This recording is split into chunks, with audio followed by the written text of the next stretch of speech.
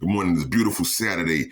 Hope y'all had a good week already. Friday was last night. You should have went to bed on time and had some good rest. But now today we back. Last night the New York Mets, they took another loss, man. They on a bad losing streak. 10-2 against the Philadelphia Phillies. Philly, how they gonna come and do us like that? Because Zach Wheeler, he was throwing the Mets out crazy. This man had a good arm, but Blade Tidwell did us wrong. He could not represent us yesterday, and you know pitching is very important when it comes to baseball. So Nick Castellanos and the Philadelphia Phillies, they got over 10-2 and got their win. But the Mets are still in first place. Now we're going to talk about going into the WNBA. The WNBA was real good last night too. Yesterday, 3 good games. You had the Seattle versus the Las Vegas Aces. The Seattle Storm, they won 90-83. However, Nneka Ogwumike, 25 points and 12 rebounds. They was not going to lose. They took that win against Aja Wilson and them girls,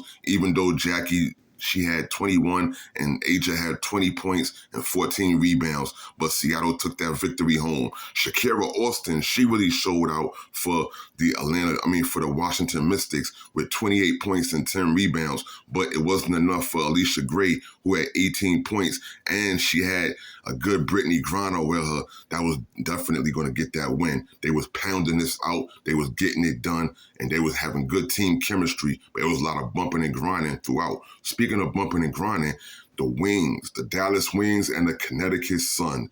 The Dallas Wings and the Connecticut Sun, they were having a fight, a brawl. Paige Beckers, she was getting busy out there.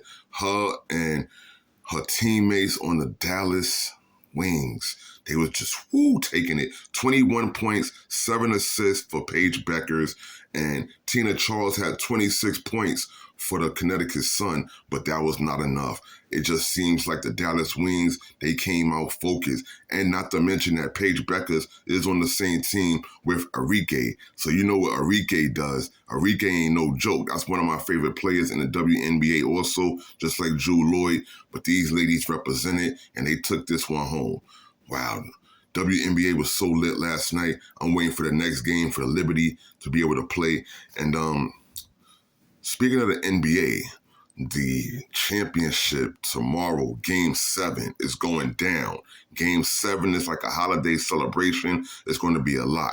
Tyrese Halliburton and Miles Turner are looking for their first championship, as well as SGA on the opposition. And this is what it's going to be. It's going to come down to who plays real good team chemistry, who can get the ball in good rotation if the floor generals take over. If we see a game like we seen the other night with Pascal Siakam and TJ McConnell forming that championship chemistry and getting that bond on the floor, then it's going to spell trouble for Isaiah Hartenstein and for Jalen Williams and these guys, because they need to incorporate Alex Caruso a lot more. The way he won them Game 4, the way he won them Game 5, we're going to need for him to get out there in Game 7 and get really active. We need SGA to be effective on his shooting and dominate. We're going to need for these guys to do what they got to do and represent at home.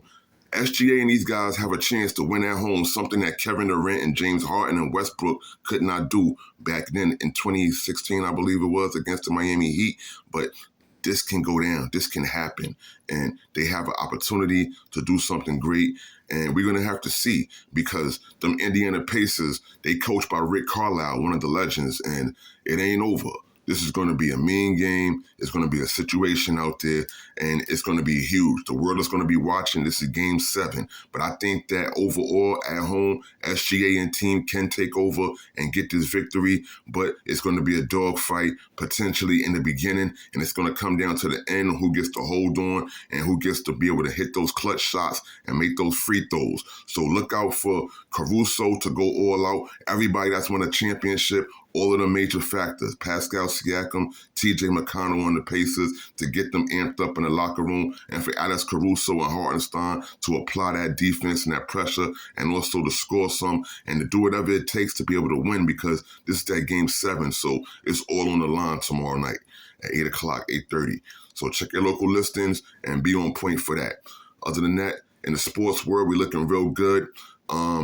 The Edmonton Oilers lost to the Florida Panthers in the NHL Stanley Cup this week, It was a heartbreaker because this is the second time in a row, back-to-back years, and they was highly anticipated to take this trip away from these guys in South Florida. South Florida has been dominating and representing hockey for the last 3 years. A warm place like that with a cold sport like this, it makes you think that Matthew Tkachuk and Sergei Bobrovsky and the rest of these dudes, Lindell, Sam Reinhart, and Sam Bennett, they know what they're doing down there, and they could potentially be back. That's all I got to tell you, that check out these great teams, and it's a lot of amazing things in sports happening. Even Coco Gauff the other week just won the French Open. So stay lit. Check out Don Boy 718. And this is what we're here for, to bring you the good sports news, because there's a lot happening every day.